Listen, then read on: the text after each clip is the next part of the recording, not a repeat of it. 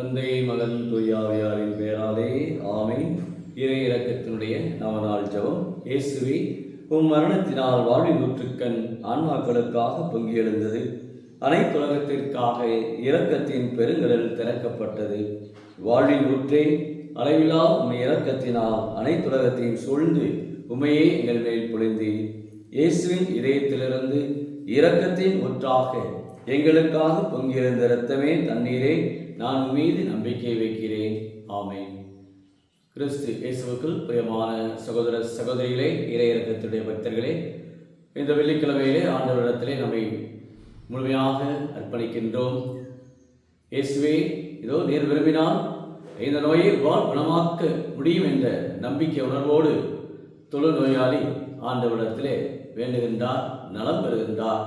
உடலளவில் நலம் பெறுகிறார், உள்ளத்தளவிலும் நலம் பெறுகின்றார். ஆக இன்றைய எத்தனையோ வேண்டுகின்றோம், ஆண்டவரிடத்திலே மன்றாடுகிறோம். கடவுளுடைய விருப்பத்துக்கு ஏற்றபடி நான் சுகமாக வேண்டும். ஆண்டவரே, உமக்கு சித்தமானால், உமக்கு திருவுளமானால் இந்த நோயை நீ குணமாக்க முடியும் என்ற இந்த நம்பிக்கை உணர்வோடு வெளிப்படுத்துகிற வார்த்தைகளாக இன்றைக்கு இருக்கிறதா? அல்லது நம்முடைய மனமோன போக்கிலே நாம் என்று சென்று கொண்டு இருக்கிறோமா? நம்முடைய விருப்பத்தின்படி இதெல்லாம் நடக்க வேண்டும் என்று கட்டளையிடக்கூடியவர்களாக இருக்கிறோமா? இதை சிந்தித்து பார்க்க இன்றைய நாள் நம் ஒவ்வொருவருக்கும் அழைப்பு கொடுக்கின்றது. வெள்ளிக்கிழமை திரு ஆண்டவருக்கு நம்முடைய குடும்பங்களை கொடுக்கிறோம். இயேசுவே, உம்மீது நான் நம்பிக்கை வைக்கிறேன். இதைத்தான் தூய பவுல் நமக்கு வெளிப்படுத்தியது. அத்தகைய ஒரு இறை நம்பிக்கை நிறைந்த, சாட்சி நிறைந்த வாழ்வு இயேசு வாழ்ந்தார். கெத்சமனியிலே ஆண்டவரே நோக்கி அவரை ஜெபிக்கின்றார். இந்த துன்பக்களம் உமக்கு சித்தமானால் இந்த துன்பக்களத்தை நான் விரும்பி ஏற்றுக்கொள்கிறேன் என்று சொல்லுகின்றார். அந்த அளவுக்கு தந்தை உடைய திருவுளத்தை தான் அவர் நாடினார். இதோ இறைவா, உமது திருவுளத்தை நிறைவேற்ற நான் வந்துவிட்டேன் என்று சொல்லுகின்றார். அந்த அளவுக்கு கடவுளுடைய திருவுளம் எப்பொழுது நம்மளே மலர வேண்டும், வெளிப்பட வேண்டும். அதற்கேற்றபடி நாம் வாழ வேண்டும். அதைத்தான் ஆண்டவர் இன்றைக்கு நமக்கு அருமையான ஒரு இறை சிந்தனையை இந்த வெள்ளிக்கிழமையிலே ஆண்டவர் நமக்கு தருகின்றார். முதல் வாசகத்திலே அது சிதேக்கியா மன்னனுடைய அந்த வாழ்வு முற்றிலுமாக சிதறடிக்கப்படுகிறது. அவருடைய பிள்ளைகள் அவன் கண் முன்பாகவே கொல்லப்படுகின்றார்கள். இவன் சிதைக்கியாவுடைய கண்களை பிடுங்குகின்றான். பபிலோனிய மன்னன் நெபுக்கத்நேச்சார். அப்போ பபிலோனியாவை நாடு கடத்தப்படுகிறார்கள் இஸ்ராயல் மக்கள். ஆக ஏறக்குறைய எகிப்திலே பார்வோனிடப்பட்ட அந்த அடிமைத்தனம், அதன் பிறகு அசிரிய அடிமைத்தனம், அதன் பிறகு பார்க்கிற பொழுது இந்த பபிலோனிய இந்த அடிமைத்தனத்திலும் அவருடைய வாழ்வு மீண்டும் மீண்டுமாக இந்த அடிமைத்தனத்திலே அவர் ஆளாக்கப்படுகின்றார்கள். அவருடைய வாழ்வு காரணம் சிதைக்கிய மன்னனுடைய தனிப்பட்ட விருப்பம். தன் மனம்போல ஸ்மோக்கிலே நான் செல்ல வேண்டும் என்று தன்னுடைய சுய விருப்பத்தின்படி அவன் நடந்ததனால் அந்த நாடு எருசலேம் முற்றிலுமாக தீக்கிரையாக்கப்படுகிறது. அந்த அளவுக்கு அவன் வாழ்விலே பல்வேறு பாதிப்புகளை அடைகின்றான், தன் மக்களை இழக்கின்றான். ஆக எப்பொழுது நாம் நம்முடைய விருப்பத்தின்படி எல்லாம் நடக்க வேண்டும் என்று நம்முடைய வாழ்க்கையை நாம் நினைக்கிறோமோ, அப்பொழுது நாம் பல தடைகளை சம்பாதித்துக் கொண்டிருக்கிறோம்.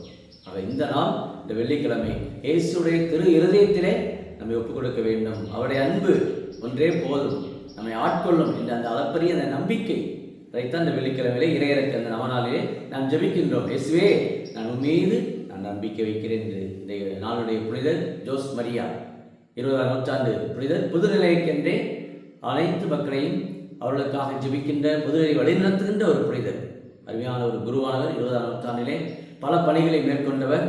ஓப்பூஸ் டே என்ற அருமையான இந்த ஒரு சிந்தனையிலே கடவுளுடைய பணி புதுநிலைக்கு எல்லாருக்கும் உரியது என்பதை, ஓப்பூஸ் டே என்றாலே எல்லா மக்களுக்குமே இன்றைக்கு தெரியக்கூடிய அளவுக்கு இன்றைக்கு பல நாடுகளிடையே இந்த பணிகளை இன்றைக்கு ஆற்றிக் கொண்டிருக்கிறார்கள்.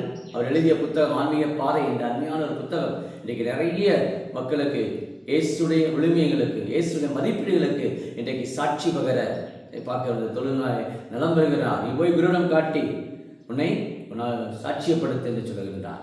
அந்த அளவுக்கு ஒரு புதிய வாழ்க்கை, தொழுநோய் என்பது என்று ஒரு தீட்டு என்று அவர்களே தங்களையே கூறிக்கொள்ள வேண்டும். அந்த அளவுக்கு ஒரு மறைந்த வாழ்க்கை, ஒரு தனிமையான வாழ்க்கை, ஒரு விரக்தியான வாழ்க்கை, வேதனையான ஒரு வாழ்க்கை, ஒரு வாழ்க்கையில் கடவுளை சுகப்படுத்துகின்றார்.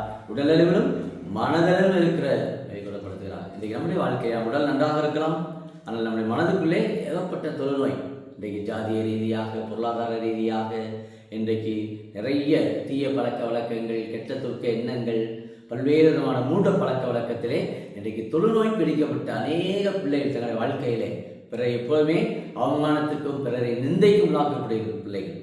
ஆண்டவரை நம்முடைய நாளில், இந்த நாளில் இயேசுடைய கரத்தில் நம்ம ஒப்புக் கொடுப்போம். எத்தகைய ஒரு மனநிலையோடு இன்றைக்கு நான் வாழ்கிறேன். உடலளவில் நலம் பெற்றால் என்ற மனம் இன்றைக்கு புழுங்கி புழுங்கி புழுங்கி இன்றைக்கு மனதிலே பல்வேறு தீய எண்ணங்கள், தீய நாட்டங்கள், தீய இச்சைகள் அநேக வாழ்க்கையை தொலைக்கின்றார்கள்.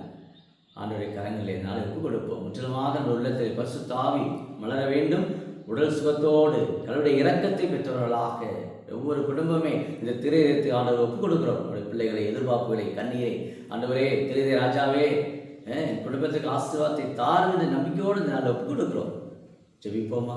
அன்பின் பரலோக பிதாவே, இயேசுவே, திரைய ஆண்டவரே, உங்கள் கரத்திலே குடும்பம் எல்லாம் ஒப்புக் கொடுக்கிறோம். ஆண்டவரே, எல்லாம் உம்மால் கூடும், எல்லாம் உம்மால் நடக்கும் என்ற அந்த நம்பிக்கை உணர்வோடு இந்த தொழிலாளை நீர் விரும்பினால் இந்த நோயை உம்மால் குணமாக்க முடியும் என்று நம்பிக்கையோடு கேட்டது போல இன்றைக்கு அன்றாட வாழ்க்கையிலே உடல் நோய்களோடு இருப்பவர், மன நோய்களோடு இருப்பவர்கள், பல்வேறு கட்டுகளோடு, சாவுகளோடு இன்றைக்கு தீராத நோய்களினால் இந்த யூடியூபில் ஜபிக்கிற அநேக குடும்பத்தார் என் நோய் குணமடைய வேண்டும், என்னுடைய குடும்பத்தில் இருக்கிற எல்லா குறைகள் மாற வேண்டும் என்று ஒப்புக் கொடுக்கிற அநேக பிள்ளைகளுடைய வாழ்விலே உடைய நம்பிக்கை நிறைந்த ஒரு சாட்சியம் நிறைந்த முடியும், எல்லாம் முடியும் என்ற அந்த ஒரு உணர்வும், செய்யக்கூடிய ஆற்றலும், கடின உழைப்பும், ஒவ்வொருவருமே நம்முடைய அன்பின் இறையாட்சிக்குரிய பணியாளர்கள் என்பதை உணர்ந்தவர்களாக இன்றைய புனித ஜோஸ் மரியா பொதுநிலையருக்கென்றே அவர்களை உருவாக்க, பொதுநிலையிலே பயிற்சி, பொதுநிலைய ஒரு நன்னடத்தை கொண்ட நற்செய்தி நிறைந்த அந்த வாழ்வுக்கு சான்று வந்தது போல இன்றைக்கு எல்லா பொதுநிலையுமே புனிதராகலாம் என்ற அந்த நம்பிக்கை உணர்வை 17-18 நூற்றாண்டிலே மறைசாட்சி தேவசநாயகம் பிள்ளை பொதுநிலையை வழிகாட்டி என்று இன்றைக்கு நம்முடைய ஒவ்வொருவருக்கும் கொடுக்கப்பட்டிருக்கிறார் திருவைக்கு. அத்தகைய ஒரு பொதுநிலை அந்த சாட்சியத்திலே, பொதுநிலை அந்த மறை சாட்சியத்திலே எல்லோரும் பங்கெடுத்து இந்த நாள் ஒரு இனிய நாளாக, இரக்கத்தின் நாளாக, ஆண்டவருடைய அன்பும் பரிவும் இரக்கமும் ஒவ்வொரு குடும்பத்திற்கும் ஆசீர்வாதங்களை கொடுக்கும்படி வழிநடத்தும்படி கிறிஸ்து வழியாக மன்றாடுகிறோம்.